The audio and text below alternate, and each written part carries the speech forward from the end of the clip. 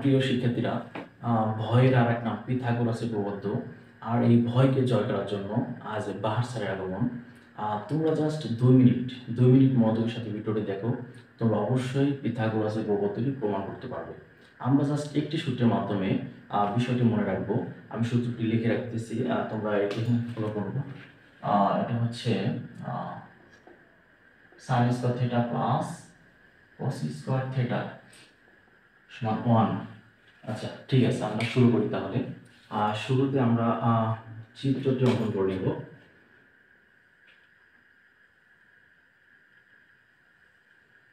একটি সমকোণী ত্রিভুজ অঙ্কন করে নেব। আর এটি হচ্ছে সমকোণ, এটি হচ্ছে থিটা কোণ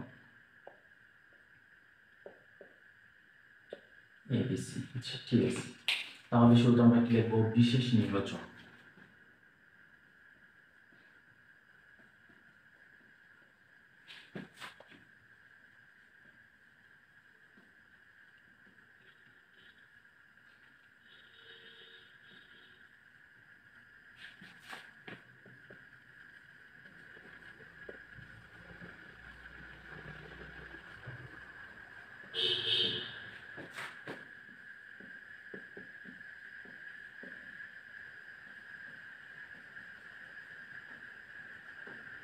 এবিসি সমান এক সমকোণ এবং হচ্ছে এ সি বি কোণ, এটা হচ্ছে থিটা কোণ। এ সি বি সমান হচ্ছে থিটা কোণ। তাহলে আমরা কি জানি? থিটা কোণের বিপরীত বাহু হচ্ছে অতিভুজ, আর সমকোণের বিপরীত বাহু হচ্ছে সমকোণের বিপরীত বাহু অতিভুজ এবং থিটা কোণের বিপরীত বাহু হচ্ছে লম্ব। তাহলে এটা যেহেতু থিটা কোণ, তাহলে লম্ব হবে কি? এবি। তাহলে আমরা লিখতে পারি এবি সমান হচ্ছে লম্ব। এসি সমান হচ্ছে কি? এসি যেহেতু সমকোণের বিপরীত, তাহলে এসি সমান হবে অতিভুজ। এবং বাকি যেটা আছে সেটা ভূমি। বিসি সমান ভূমি। আচ্ছা,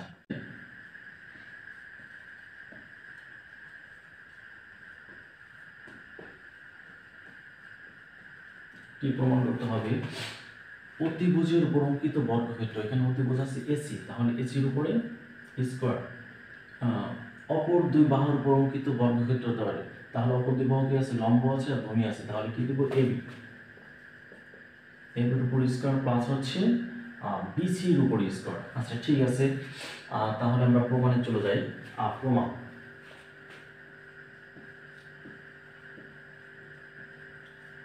প্রমাণে আমরা শুরু থেকে সাইন থিটা দিয়ে শুরু করবো। এবিসি ত্রিভুজে এবিসি ত্রিভুজে আমরা আগে দেখি সাইন থিটার সূত্রটা কি। সাইন থিটা সমান সূত্র হচ্ছে কি? লম্ব বাই কি? অতিভুজ। সাইন থিটার সূত্র আমরা জানি লম্ব ভাগ অতিভুজ। তাহলে আমরা কি লিখতে পারি? Sine theta. এখন প্রশ্ন হতে পারে আমি কেন সাইন থিটা লিখবো? আমি শুরুতে একটা কথা বলছি, আমরা এই সূত্রের মাধ্যমে সমাধানটা করতেছি। এখানে প্রথমে কি আছে? Sine theta. এই জন্য আমি প্রথমে কি লিখবো? Sine theta. সাইন থিটার সূত্র হচ্ছে লম্ব ভাগ অতিভুজ। লম্বের মান আছে কি? এবি আছে, ভাগ অতিভুজের কি হবে? এসি। পরবর্তী লাইন আমরা কি করবো সেটিও আমাদের গাণিতিক ভাষা বুঝতে পারবো, আমরা সহজে সমাধান করতে পারবো। এখানে সাইনের উপর কি? স্কোয়ার আছে, তাহলে কি হবে? উভয় পক্ষ বর্গ করতে হবে। তাহলে সাইন স্কোয়ার থিটা সমান এবির উপর স্কোয়ার ভাগ হচ্ছে এসির উপরে স্কোয়ার। আপাতত আমাদের এই সমীকরণ বসাইতে পারি, কাজ কমপ্লিট। এখন হচ্ছে দ্বিতীয় অংশে কি আছে? কস স্কোয়ার থিটা, তার মানে কস থিটা আমার আগে প্রয়োগ করতে হবে। তাহলে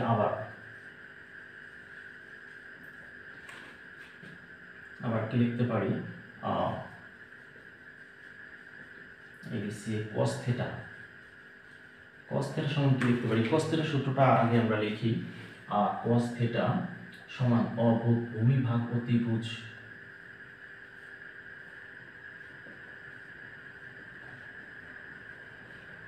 ভূমি ভাগ অতিভুজ, এখানে ভূমির পরিবর্তে আমরা কি লিখবো? বিসি। এবং অতিভুজের পরিবর্তে আমরা লিখবো হচ্ছে এসি। এখন পরবর্তী লাইন আমরা কি করবো সেটা কিন্তু এখানে বলে দিচ্ছে। এখানে কি? কসের উপর স্কোয়ার আছে, তার মানে বর্গ করতে হবে। cos স্কয়ার থিটা সমান কি লিখতে পারি বিসির উপর স্কয়ার ভাগ হচ্ছে এসির উপরে স্কয়ার। কাজ কমপ্লিট, তাহলে সমীকরণ 2। এর পরবর্তী লাইনটা আমরা কি করব সেটাও এক সূত্রের মাধ্যমে এখানে দেওয়া আছে, আমরা ওইটা ফলো করব জাস্ট। এখানে যেটা দেওয়া আছে sin square theta plus cos square theta, মাঝখানে কি যোগ আছে, তার মানে সমীকরণ 1 এবং 2 আমরা কি করব যোগ করব। আচ্ছা, তাহলে আমরা লিখি শর্টে সমী 1 প্লাস 2 করে পাই। যোগ হবে বামে বামে ডানে ডানে, তাহলে বামে কি আছে sin স্কয়ার থিটা প্লাস এখানে কি আছে cos স্কয়ার থিটা সমান ডানে কি আছে এর উপর স্কয়ার ভাগ হচ্ছে এসির উপর স্কয়ার প্লাস এখানে আছে উপরে আছে বিসির উপর স্কয়ার ভাগ হচ্ছে এসির উপর স্কয়ার।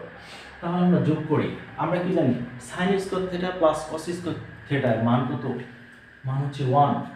তাহলে আমরা কি লিখতে পারি 1 সমান, এটা আমরা যোগ করি, আর যোগ করলে নিচে লসাগু কি আছে এসির উপর স্কয়ার, এটাকে এটাতে ভাগ দিলে কত হবে 1, 1 এর সাথে এবি গুণ দিলে এবির উপর স্কয়ার হবে। আচ্ছা, দ্বিতীয় এখানে ধনাত্মক চিহ্ন, আমরা এখানে ধনাত্মক চিহ্ন দিব, এটাকে এটা দ্বারা ভাগ দিলে 1, 1 এর সাথে বিসির উপর স্কয়ার গুণ দিলে বিসির উপর স্কয়ার হবে। তাহলে আমরা এখন কি করতে পারি বর্জ্য গুণন করতে পারি। বর্জ্য গুণন করি আমরা 1 দিয়ে যদি আমরা এসি কে গুণ দিই তাহলে কি এসির উপর স্কয়ার কে গুণ দিলে এসির উপর স্কয়ার, আর 1 এর নিচে মনে মনে 1 আছে সেটাতে এটা দ্বারা এটা গুণ দিলে কি হবে, এটা যা ছিল তাই থাকবে, এবির উপর স্কয়ার প্লাস বিসির উপর স্কয়ার। তাহলে আমরা এখানে কি পেলাম এসির উপর স্কয়ার সমান কি এবির উপর স্কয়ার প্লাস বিসির উপর স্কয়ার, যেটা আমাদের প্রমাণ করতে হবে যে এখানে ছিল। তাহলে যেহেতু এটার সাথে আমাদের মিল আছে, মানে মিলে গেছে, সুতরাং আমরা কি লিখতে পারি প্রমাণিত। প্রিয় শিক্ষার্থীবৃন্দ, জাস্ট এইভাবে সহজ পদ্ধতিতে আমরা এই কঠিন সমস্যার সমাধান করতে পারি। ধন্যবাদ।